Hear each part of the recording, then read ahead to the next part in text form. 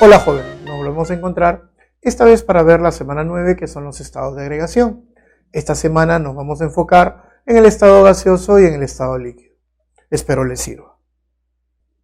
Muy bien, nosotros habíamos visto desde la clase número 2 de que cuando hablamos de estados de agregación, nosotros hablamos de los tres estados más comunes en la Tierra. El estado gaseoso, el estado líquido y el estado sólido. Considerando que en el estado gaseoso las fuerzas de atracción están en una muy baja proporción con respecto a las fuerzas de repulsión, en el estado líquido ambas están más o menos en promedio iguales, y en el estado sólido la fuerza de atracción es mucho mayor que la fuerza de repulsión. Como hemos dicho, hoy día en esta clase nos vamos a basar en estos dos estados, el estado gaseoso y el estado líquido. Empecemos entonces con el estado gaseoso. En el estado gaseoso nosotros tenemos que considerar dos tipos de gases, ya que los gases pueden ser reales, que es cualquier gas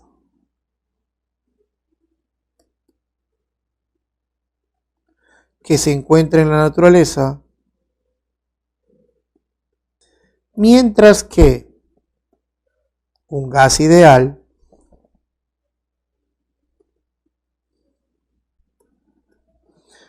es un modelo, es una forma simple de ver un gas. ¿Para qué? ¿Cuál es la finalidad? Para poder entender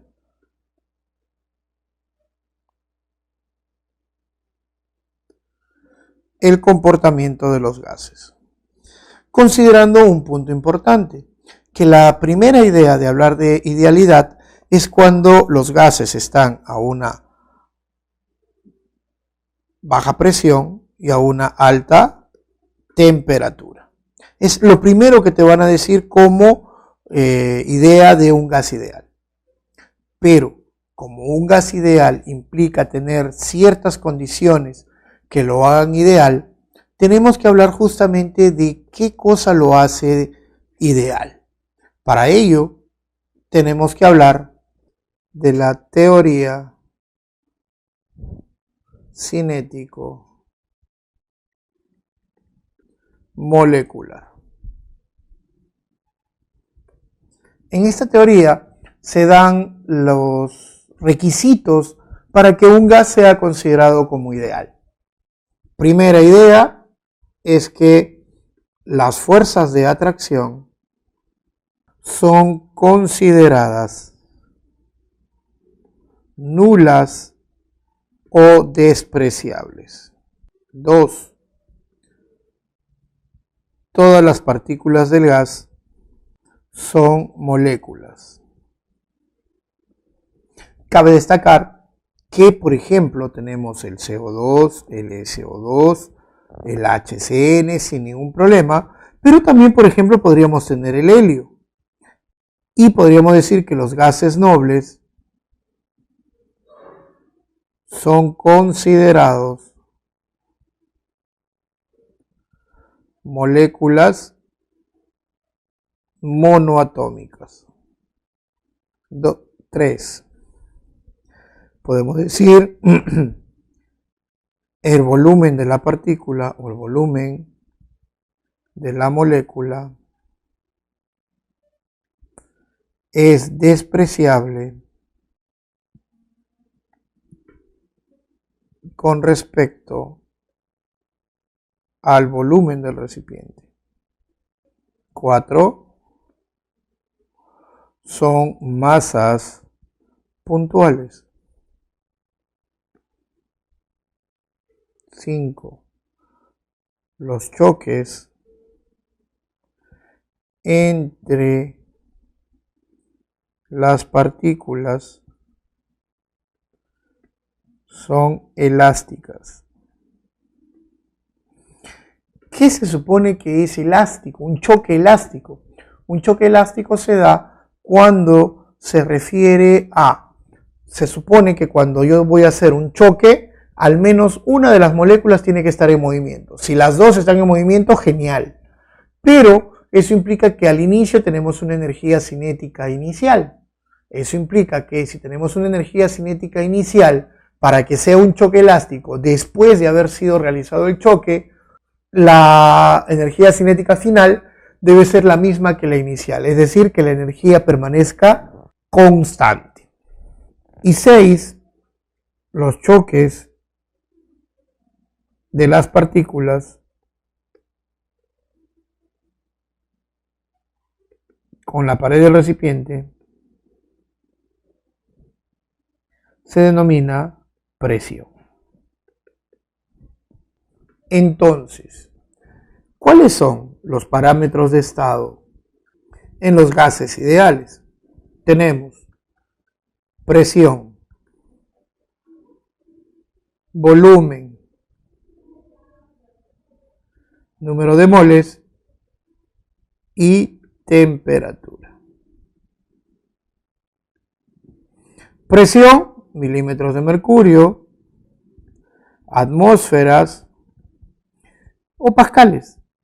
Volumen, generalmente en litros, número de moles en mol y la temperatura siempre en Kelvin. Es decir, el único que puede cambiar su unidad es la presión. Y justamente de eso tenemos que hablar un poco. Presión. Nosotros hemos considerado que la presión es igual a fuerza sobre área, ¿correcto?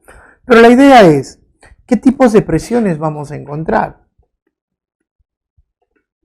Habría que considerar, por ejemplo, lo que sucede con toda la masa de gas que viene a ser la presión atmosférica.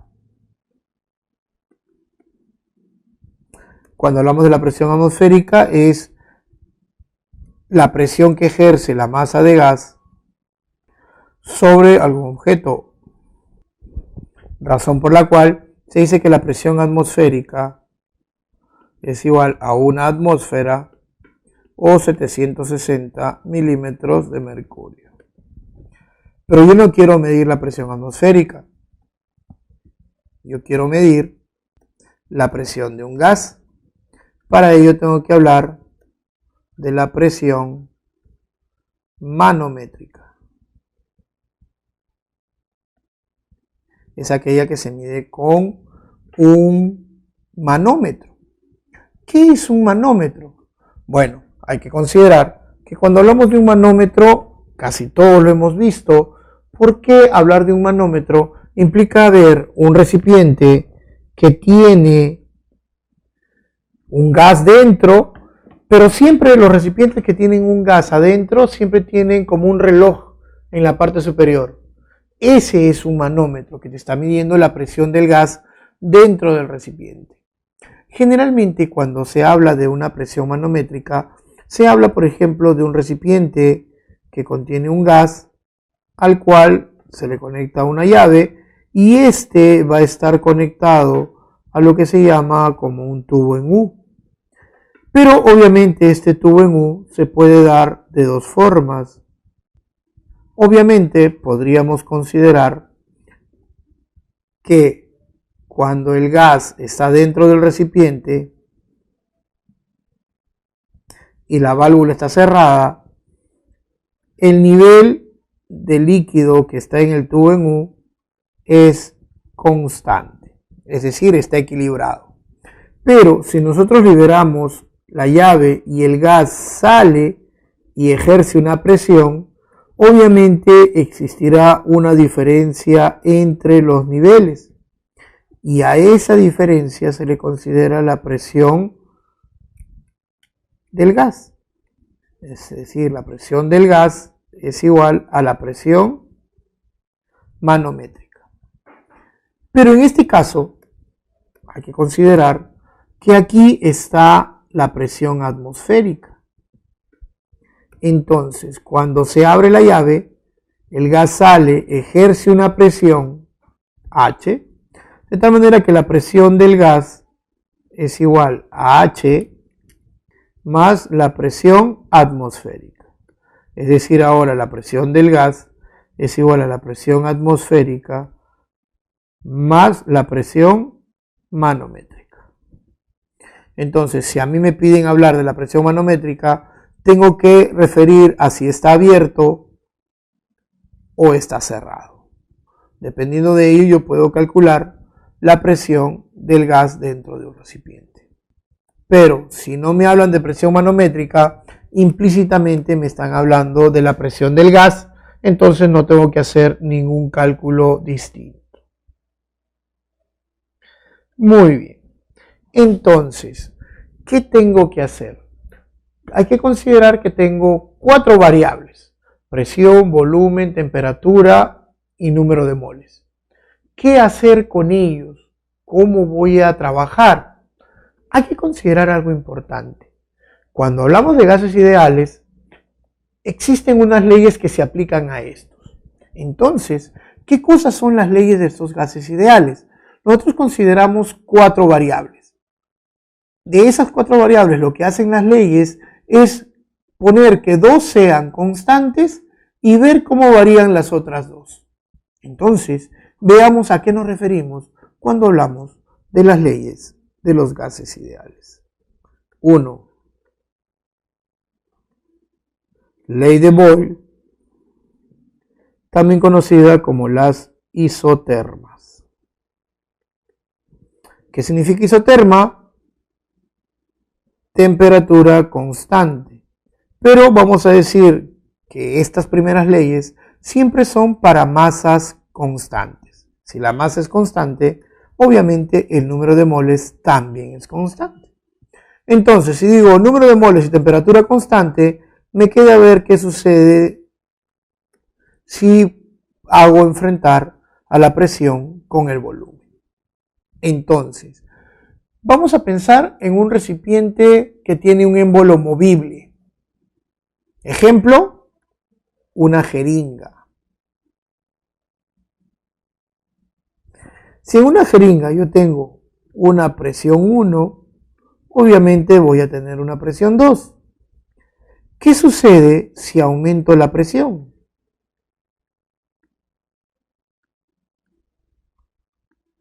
Obviamente, si presión 1 es menor que presión 2, podría decir fácilmente que volumen 2 es mayor que volumen 1.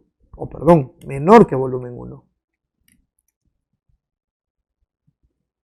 Como vemos esto, yo puedo decir que la presión es inversamente proporcional al volumen.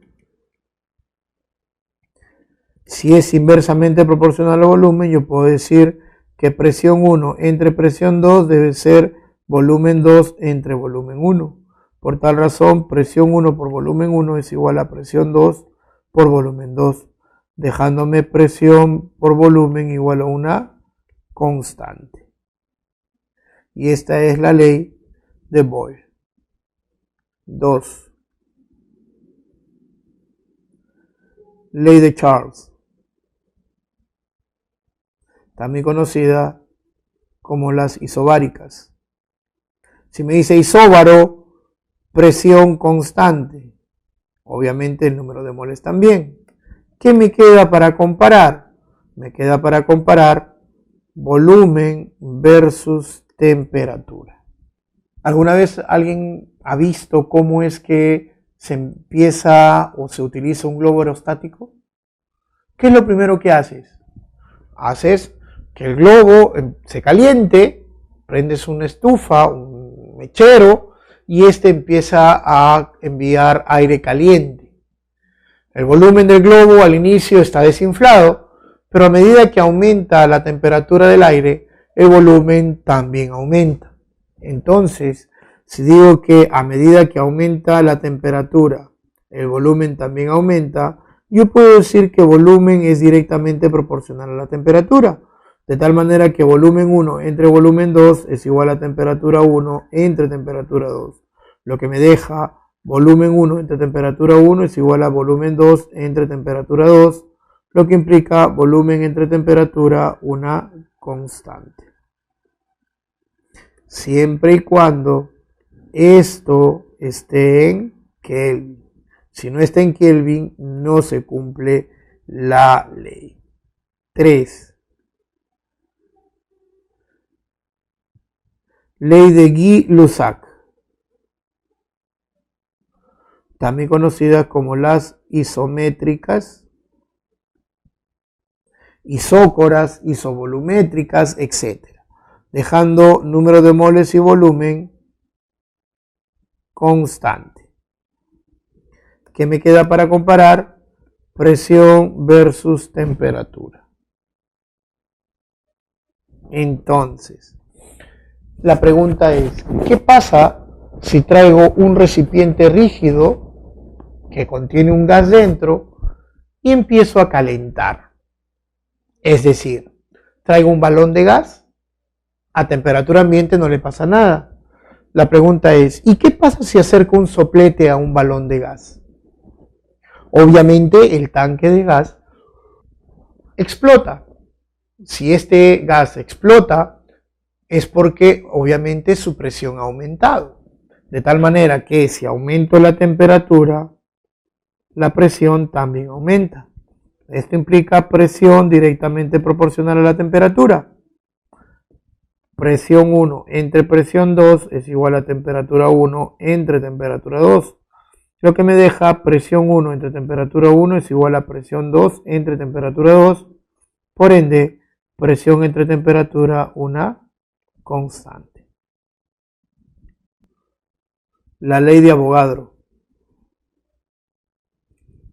En la ley de Avogadro me dicen que a condiciones de presión y temperatura constante, me queda para comparar número de moles versus volumen. Por tal razón, ¿qué tenemos aquí? Tenemos, por ejemplo, tengo un globo, le pongo 2 soplidas de gas, el globo adquiere un volumen con un cierto número de moles dentro. Si le doy 2 soplidas más, aumenta el número de moles. ¿Qué pasa con el volumen? También aumenta. Entonces, a medida que aumenta el número de moles, el volumen también lo hace. Por tal razón yo puedo decir que volumen es directamente proporcional al número de moles. Volumen 1 entre volumen 2 es igual al número de moles 1 entre número de moles 2. Lo que me queda, volumen 1 entre número de moles 1 es igual a volumen 2 entre número de moles 2. Por tal razón, volumen entre número de moles queda una constante. Obviamente, también tenemos lo que se llama como la ecuación, o podríamos decir la expresión combinada. ¿Qué es la expresión combinada? Según entiendo, yo veo que presión es inversamente proporcional al volumen. Volumen es directamente proporcional a la temperatura y la temperatura es directamente proporcional a la temperatura. Entonces, presión inversamente proporcional al volumen, volumen directamente proporcional a la temperatura y presión directamente proporcional a la temperatura. De tal manera que presión por volumen es una constante, volumen entre temperatura es otra constante y presión entre temperatura es otra constante. Producto de ello, podríamos decir que presión por volumen entre temperatura me genera una constante.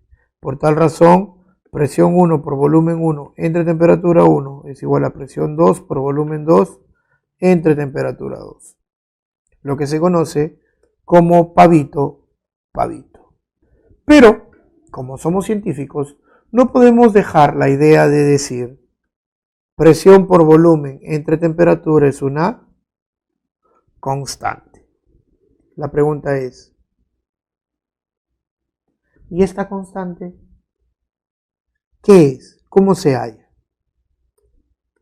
Obviamente, para poder desarrollar y poder hallar el valor de esa constante, yo necesito valores de presión, volumen y temperatura para poder darle un valor a esa constante. El detalle radica en que nosotros podríamos decir, A mí se me ocurre presión 1 atmósfera, volumen 10 litros, número de mole, temperatura 50 grados. Ya, tengo una constante. Pero otro podría decir, yo quiero presión 5 atmósferas, temperatura 10 grados y volumen 10 litros. Ya está. Pero no cumple con la idea de la constante porque la constante no debe variar. Entonces debemos de adaptarnos y considerar una idea muy simple. ¿Qué condición nos puede ayudar para resolver esto? Recordamos la clase anterior y ya habíamos hablado de condiciones normales. A condiciones normales, yo sé que presión es 1 atmósfera, temperatura 273 Kelvin. Cuando eso ocurre, el volumen molar es igual a 22,4 litros por cada mol. Eso quiere decir, entonces, que presión por volumen entre temperatura, pero un momento. Esto de acá es volumen molar, este es un volumen cualquiera. Entonces, para evitar cualquier problema, yo puedo decir presión por n veces el volumen molar, pero como he multiplicado arriba, abajo también, es igual a una constante. La constante viene a ser presión 1 atmósfera, número de moles 1 mol, volumen molar 22,4 litros por cada mol, entre 1 mol entre 273 Kelvin.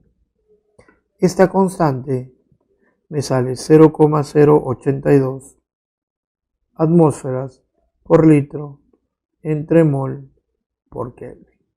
Cabe considerar que nos habían dicho que el único factor que puede cambiar su valor, o en todo caso su unidad, es la presión. De tal manera que tenemos 62,4 milímetros de mercurio por litro entre mol por Kelvin o 8,314 kilopascal por litro entre mol por Kelvin. Y a esta constante se le da el valor de R. De tal manera que tenemos presión por NBM entre NT es igual a R, ¿no? A la cual se le llama la constante universal de gases. Pero recordando, esto es igual a volumen, entonces fácilmente puedo decir que presión por volumen entre NT es igual a R, lo que sale presión por volumen es igual a nRT. Lo que ustedes conocen como pavo ratón.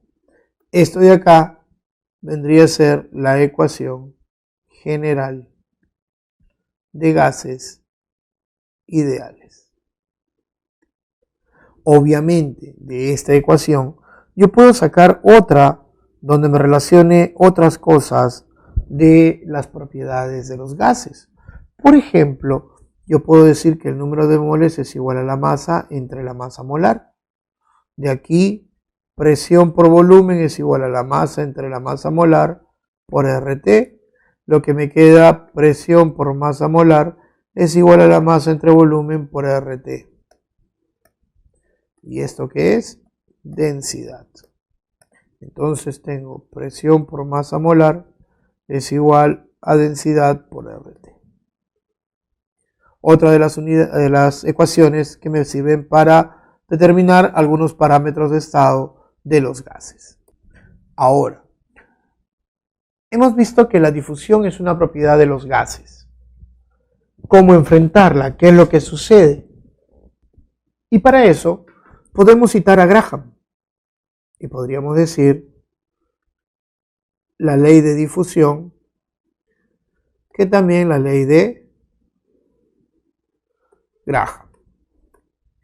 La ley de difusión me dice, mientras más pesado sea un gas, más lento se mueve, cosa que tiene que ver con la realidad. De tal manera que la velocidad de un gas es igual a la raíz de 1 entre la masa molar del gas o 1 entre su densidad.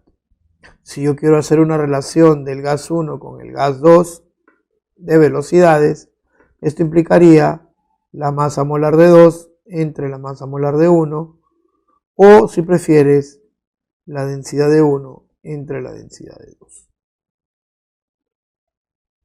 No, es al revés, porque es inversamente proporcional. 2 arriba, 1 abajo. Muy bien. Con esto casi estamos a punto de terminar gases. El detalle es que cuando se habla de gases, no solamente se habla de un gas, porque consideremos que la idea principal es que nosotros estamos rodeados de una masa gaseosa que nos permite vivir. Esta masa gaseosa es el aire, y el aire se clasifica como una mezcla de estas sustancias.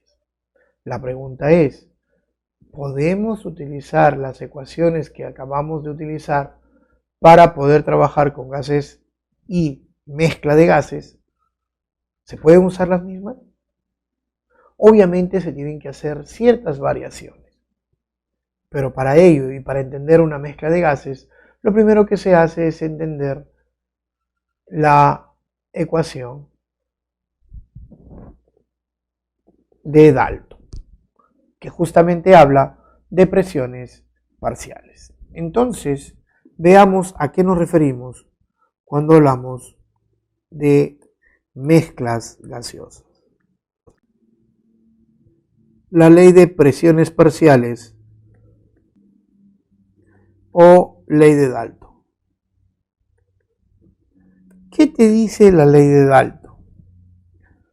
En lugar de enunciar la ley, mejor veamos a qué se refiere con esto. La ley de presiones parciales me dice, si yo tuviera una mezcla gaseosa, la cual está formada por 3 sustancias, las cuales están encerradas en un mismo recipiente, ahí está, ¿no? Podríamos decir que esta es la presión del naranja, esta es la presión del amarillo, y esta es la presión del verde. Pero cuando estos se mezclan en un mismo recipiente, entonces esta presión total es igual a la suma de cada una de las presiones fuera del recipiente. Es decir,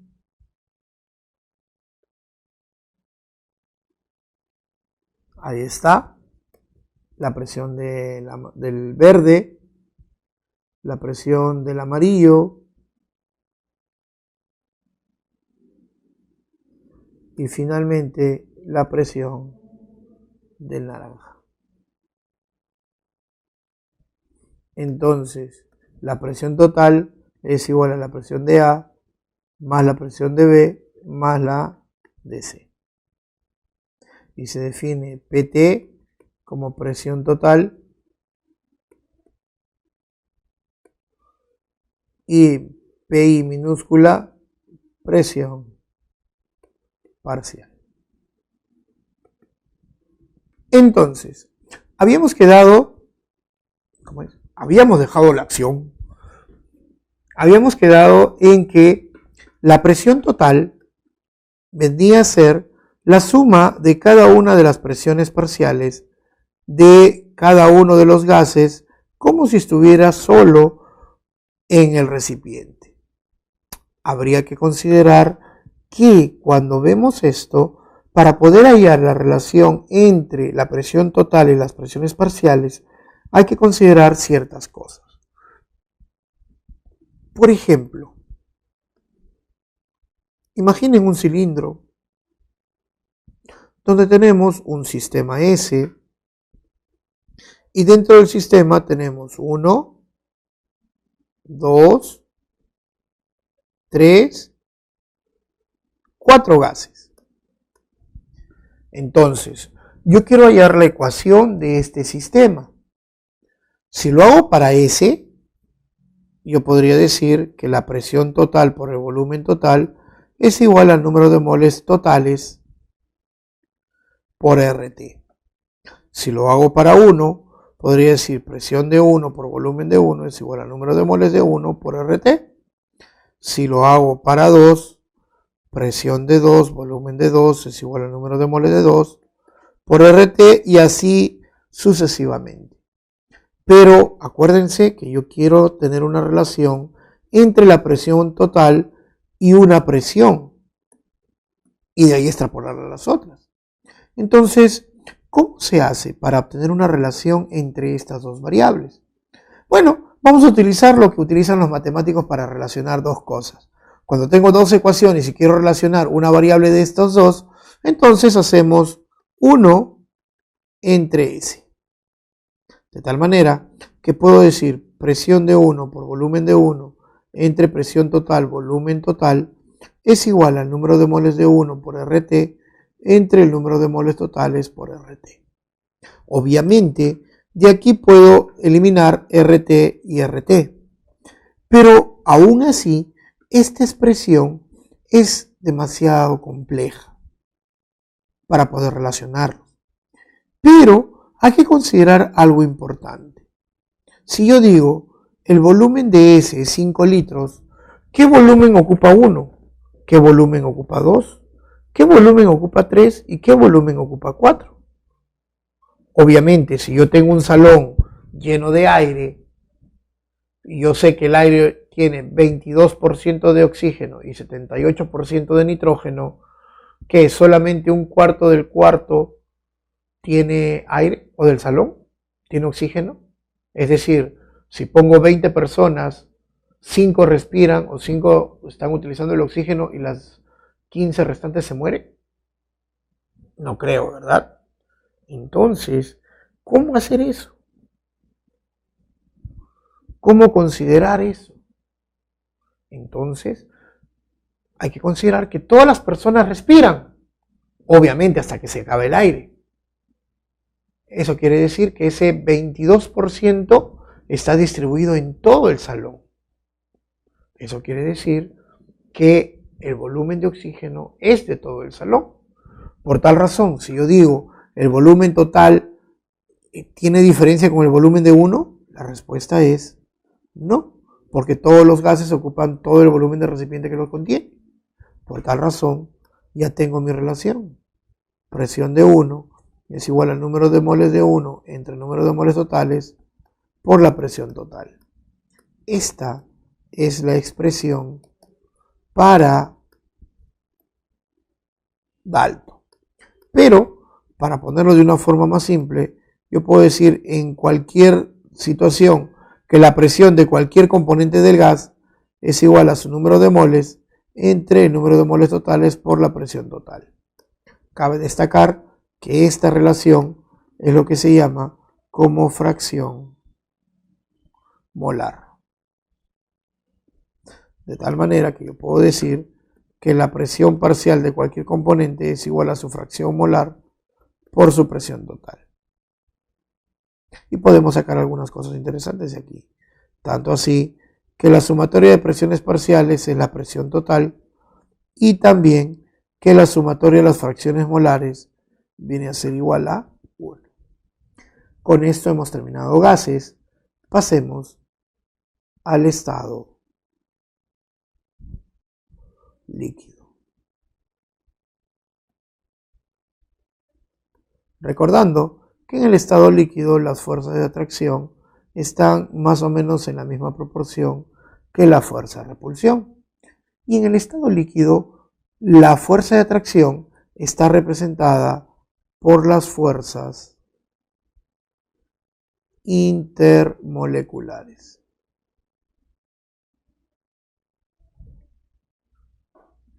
Y también, cuando definimos las fuerzas intermoleculares, nosotros dijimos que son fuerzas que hacen o influyen en las propiedades físicas de las sustancias, principalmente en el estado líquido, donde es que se ponen en mayor presencia estas fuerzas intermoleculares. ¿Cuáles son las propiedades que vamos a ver de este estado líquido? Por ejemplo, vamos a ver la tensión superficial. ¿A qué nos referimos cuando hablamos de tensión superficial? Una cosa es simple. Por ejemplo, yo tengo esta hoja, ¿sí? Y la pongo sobre el agua. Pregunta, ¿se hunde? La respuesta, sí, no, tal vez. ¿De qué depende? Pues depende de algo tan simple. ¿Cómo pongo la hoja? Si pongo la hoja así sobre el agua, la hoja flota y se va. Pero si la pongo así, la hoja se hunde hasta el fondo. Y es que a eso lo podemos utilizar como tensión superficial. O, para poner un ejemplo un poquito más doloroso tal vez, cuando vas a la piscina y te echas un chapuzón, ¿cómo caes a la piscina?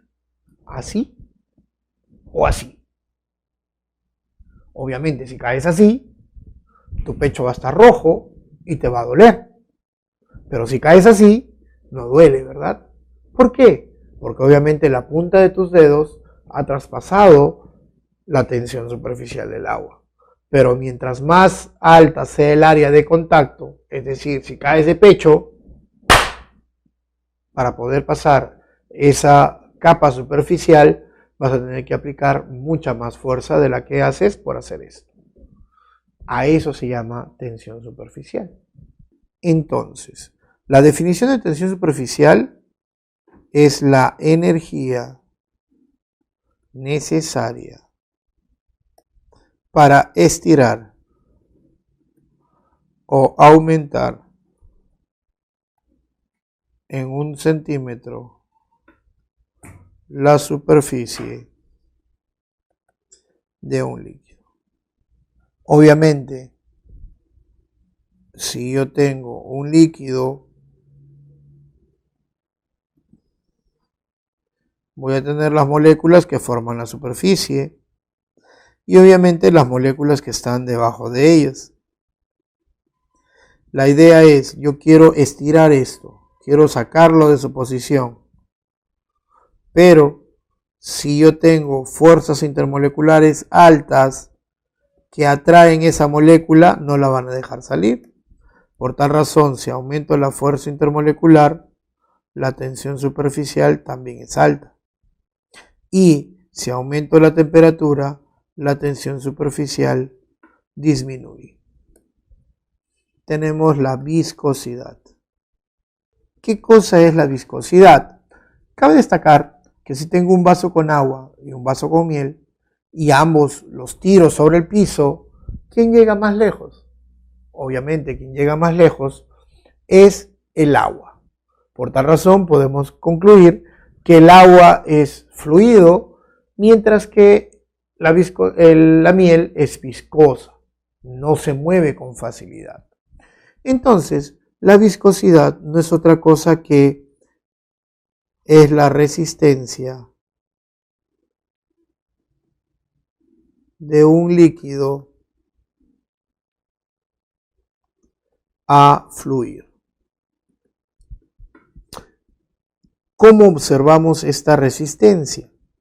Bueno, si nosotros decimos de que el movimiento de un líquido es que se resbala uno sobre otro, entonces si tenemos una capa de líquido y otra en la parte superior, y obviamente este quiere pasar encima del otro, si las fuerzas intermoleculares son fuertes, entonces la viscosidad será mayor. Entonces, a mayor fuerza intermolecular, la viscosidad también es mayor. Si aumento la temperatura, la viscosidad disminuye. Tenemos la presión de vapor. Ahora, la pregunta es, ¿alguna vez han llenado un balde hasta las 3/4 partes? Lo han tapado y se han ido por un par de días, regresan, destapan el balde, ¿qué encuentran en la tapa?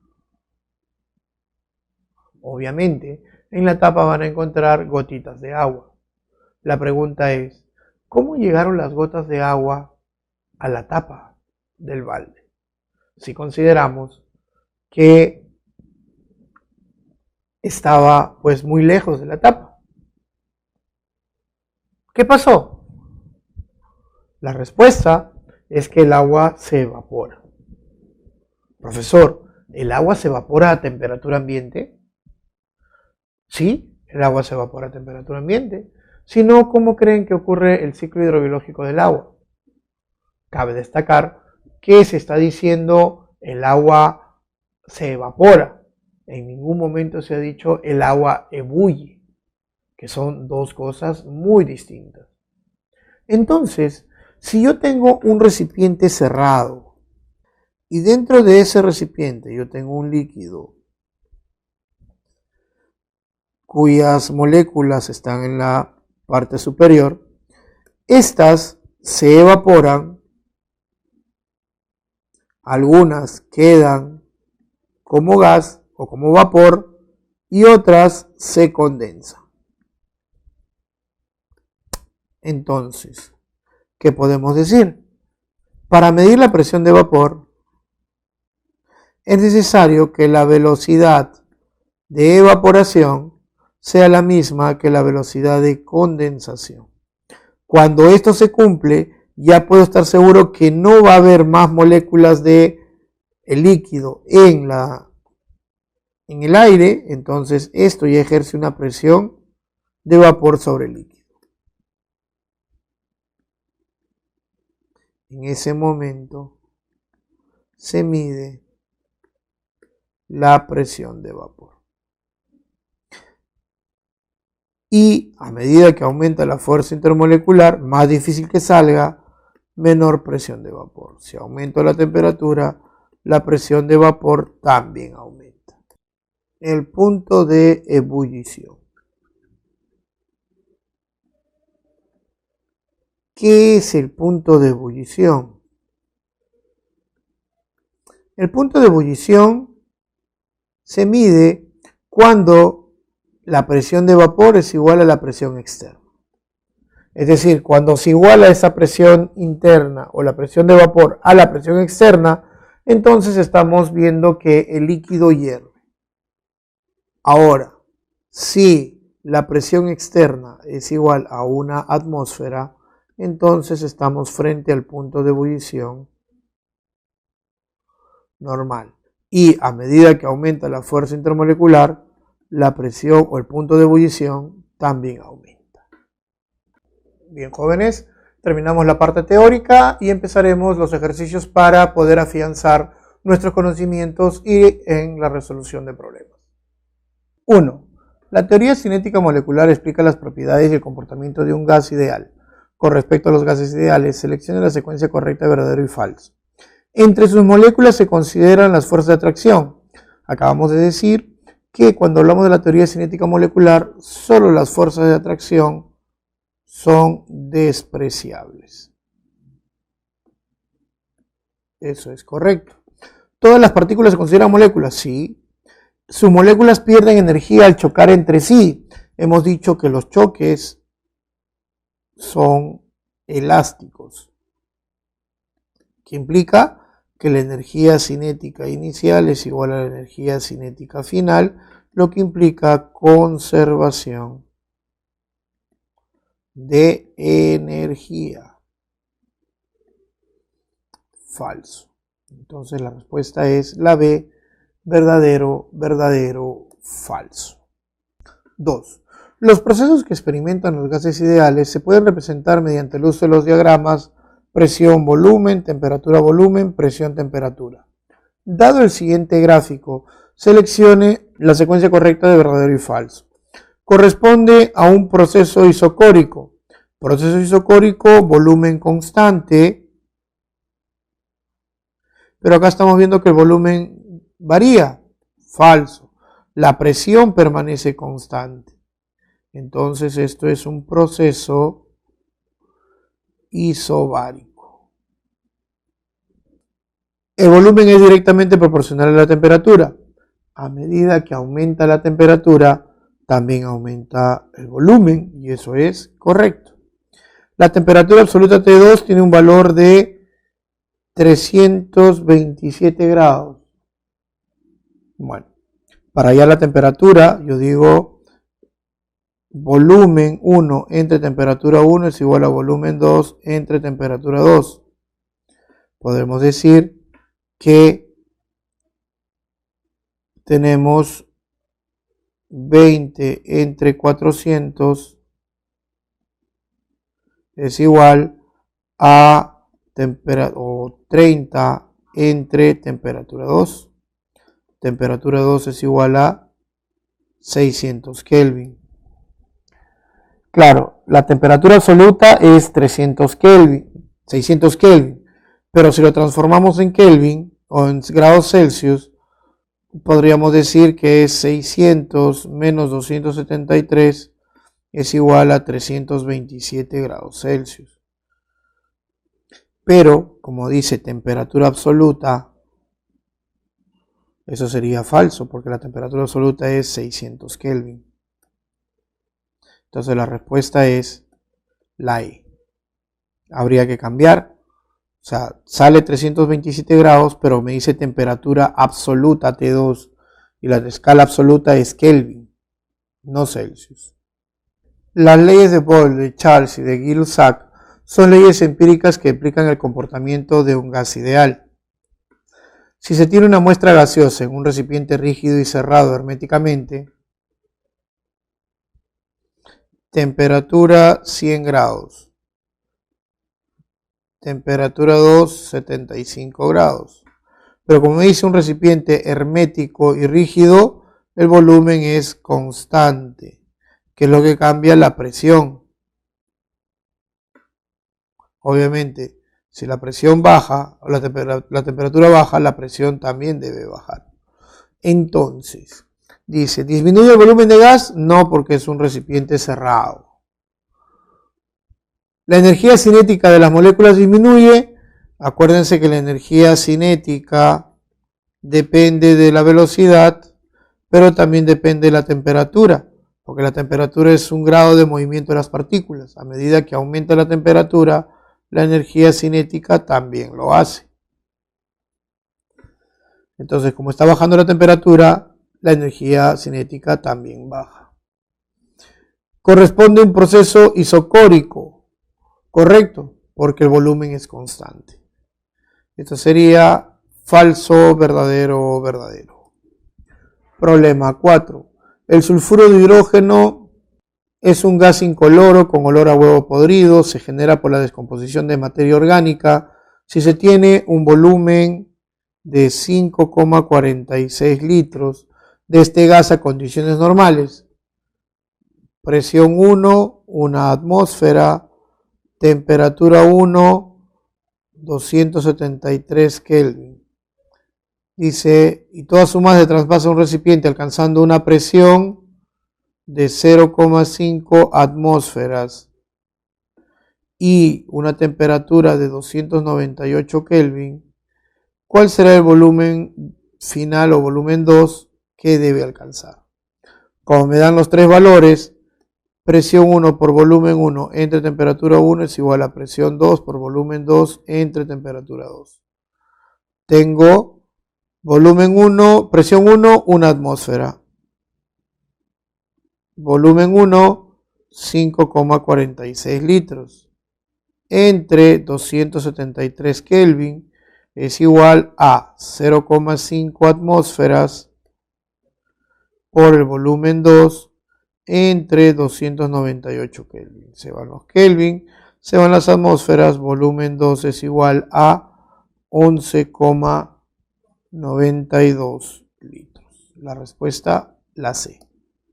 Dice, la presión que ejerce un gas en las paredes del recipiente es debido al choque que se origina entre estas y las moléculas del gas. Determine la presión en milímetros de mercurio que ejercen 3,01 por 10 a las 24 moléculas de cloro, sabiendo que se encuentra a 27 grados en un recipiente de 15 litros. Entonces me dice, quiero saber la presión, tengo 3,01 por 10 a la 24 moléculas, que viene a ser por 6,02 por 10 a la 23 moléculas, me da 1 mol de cloro. Esto sale 5 moles. Entonces, tengo temperatura 27 grados, que vendría a ser 300 Kelvin, y volumen 15 litros. De tal manera que tengo presión por volumen es igual a nRT. Presión vendría a ser 5 moles por 62,4 milímetros de mercurio por litro entre mol por Kelvin por 300 Kelvin entre 15 litros. Se van los litros, se van los Kelvin, se van los moles, y eso sale, podemos decir, quinta 3, 62,4 por 100 sería 6.240. Eso quiere decir 6,24 por 10 al cubo milímetros de mercurio. Y esto viene a ser la D. Un gas hipotéticamente formado por moléculas en el cual se desprecian las fuerzas de atracción entre ellas y cuyos choques son perfectamente elásticos, se encuentra en un recipiente de 3 litros a una presión de 0,82 atmósferas y a una temperatura de 27 grados. Determine la masa de dicho gas en el sistema internacional. Entonces, el número de moles es igual a presión por volumen entre RT. Presión 0,82 atmósferas por 3 litros entre 0,082 atmósferas por litro entre mol por Kelvin por 300 Kelvin. 0,82 con 0,082 me sale 10. Me sale 100, 0,1 mol. Entonces yo sé que 0,1 mol yo sé que 1 mol me da 32 gramos por 1000 gramos es 1 kilogramo. Y esto sale 0,0032 gramos. En pocas palabras, 3,2 por 10 a la menos 3 kilogramos.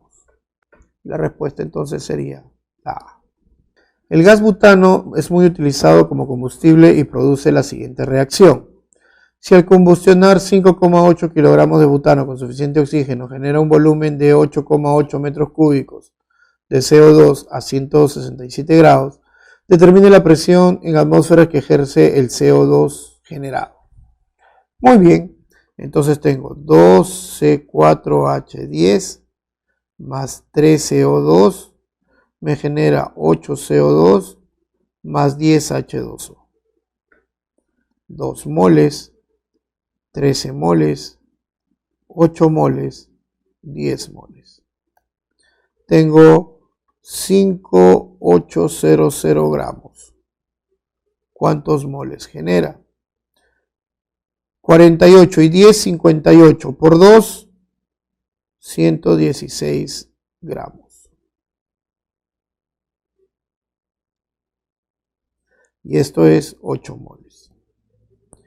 X vendría a ser 5.800 por 8 entre 116. Eso me da 5.800 por 8 entre 116, 400 moles de CO2. Entonces, tengo presión por volumen es igual a nRT.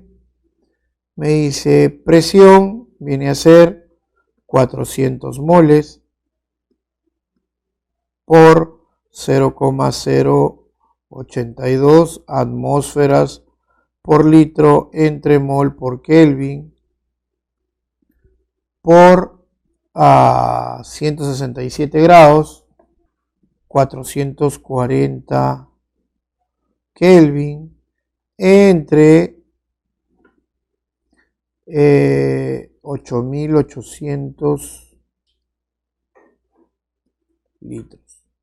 Se van los litros, se van los moles, se van los Kelvin. Y esto sería 1.64 atmósferas. Entonces la respuesta es la C. Dice, los gases amoníaco y bromuro de hidrógeno se difunden en un tubo estrecho en sentidos opuestos y salen de los puntos X e Y como se muestra en la figura. Después de cierto tiempo se mezclan formando bromuro de amonio. Al respecto, indique la secuencia de verdadero y falso. El tiempo que demora el gas X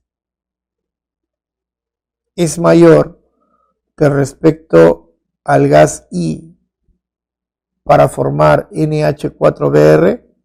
Bueno, según lo que ha recorrido, obviamente habría que considerar que uno tiene más velocidad que el otro, pero se supone que el tiempo que ha pasado es el mismo. Lo único que cambia son las velocidades. Por eso avanzan más rápido o más lento. Eso es falso. El gas I corresponde al HBr, el cual es más liviano. Falso, no es más liviano, es más pesado, por eso se demora más en recorrer distancia. Perdón, esto es falso. El gas X corresponde al NH3 en gas, el cual presenta mayor velocidad de difusión. Obviamente, si el NH3 es 17 y el HBr es 81, entonces obviamente este es más rápido y esto es verdadero. La respuesta es falso, falso, verdadero. La presión total de un gas se calcula sumando las presiones parciales de todos los gases que lo componen. Si en un recipiente cerrado se tienen 8,0 gramos de hidrógeno, 8,0 de hidrógeno y 40 gramos de neón,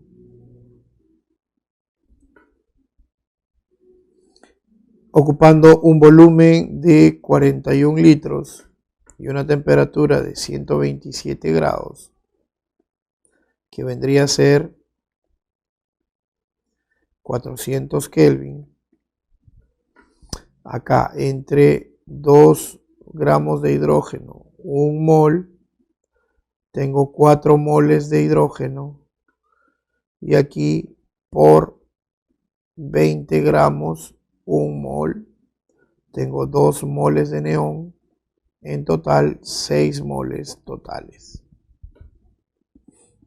Entonces, ya puedo decir que la presión total es igual a 6 moles por 0,082 atmósferas por litro entre mol por Kelvin por 400 Kelvin entre 41 litros. Mol, mol, Kelvin, Kelvin, litros, litros. Esto sale 6 por 0.82 por 400 entre 41. 4,8 atmósferas. si son 4,8 atmósferas, yo puedo saber cuál es la presión parcial del hidrógeno. Es igual a 4 entre 6 por 4,8. Esto sale 3,2 atmósferas. Y si uno sale 3,2, el otro sale 1,6 atmósferas, porque la suma tiene que ser esto. Respuesta. Entonces la respuesta es la A. Las fuerzas intermoleculares determinan algunas características estructurales y explican la variación entre las propiedades de los líquidos. Por ejemplo, el punto de ebullición, de fusión, entre otros. De acuerdo a los siguientes compuestos, indique quién presenta menor y mayor punto de ebullición respectivamente. Obviamente, si quiero considerar, vamos a considerar que el punto de ebullición es directamente proporcional a la fuerza intermolecular. Si mientras mayor sea la fuerza intermolecular, mayor será mi punto de ebullición. Entonces, tengo Cl, Cl, Cl, Cl. Esto implica apolar, entonces, London. C1, 2, 3, 4, 5, 6. H13 OH, este OH le da polaridad y encima puente de hidrógeno. En el otro tengo esto, OH, OH, OH. 3 OHs, mucho más polar, puente de hidrógeno.